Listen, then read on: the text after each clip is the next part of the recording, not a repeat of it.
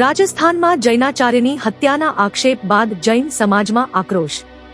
સુરતમાં જૈન સમાજ દ્વારા વિશાળ રેલી કાઢી આવેદનપત્ર અપાયું। એસઆઈટી દ્વારા ઊંડાણપૂર્વક તપાસની માંગ કરાઈ છે। રાજસ્થાનમાં પદયાત્રા કરી રહેલા જૈનાચાર્યને ટ્રક દ્વારા કચડીને હત્યા કરાઈ હોવાના આક્ષેપો સાથે જૈન સમાજમાં ભારે આક્રોશ જોવા મળ્યો છે। આવી અનેક ઘટનાઓ અગાઉ પણ બની ચૂકી હોવાથી જૈન સમાજ દ્વારા સુરતમાં એક વિશાળ રેલી કાઢવામાં આવી હતી। રેલી બાદ વડાપ્રધાનને પત્ર લખવામાં આવ્યો હતો, જે સુરત કલેક્ટર દ્વારા રાષ્ટ્રપતિને મોકલાયો હતો।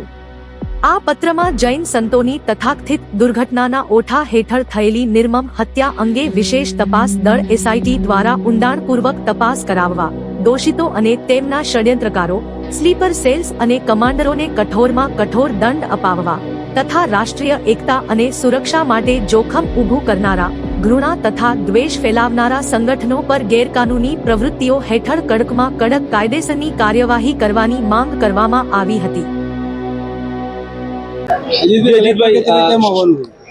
આજે કલેક્ટર ઓફિસે એટલા માટે આવવાનું થયું જૈન સમાજને ચતુર્વિશ્રી સંઘને કે પાલીની બાજુની અંદરના એક ગામની અંદરમાં એક મારા સાહેબ જ્યારે વિહાર કરતા હતા, મતલબ કે પગપાળા ચાલતા, અમારી જે પરંપરા છે એમાં ચાલતા હતા, ત્યારે એક ટ્રકવાળાએ, ટ્રક ડ્રાઈવરે જ્યારે ટ્રક એના ટ્રેક ઉપરથી ઉતારીને 10 ફૂટ જેટલા દૂર મારા સાહેબ ચાલતા હતા ત્યાંથી ટક્કર મારીને ફરી પાછા એ ટ્રેક ઉપર સાહેબને ટક્કર મારીને ઉપર આવ્યા સાહેબની હત્યા, રીતસર હત્યા જ કરેલી છે। એના અનુસંધાનમાં અમે આવેદનપત્ર આપવા માટે કલેક્ટરશ્રીની ઓફિસે પધાર્યા છીએ। અમારી માગણી એ છે કે ભવિષ્યની અંદર આવા કોઈ પણ બનાવ ન બને, આવી કોઈ ઘટનાઓ ન ઘટે અને કોઈ પણ જગ્યાના ટોલ નાકાથી માંડીને ગમે ત્યાં સ્પીડ ઉપરનો કંટ્રોલ કરીને એ કોઈ નશામાં છે નથી એનું ધ્યાન રાખીને પછી જ આગળ ડ્રાઇવિંગ કરે એવું ખાસ સૂચન છે અમારું।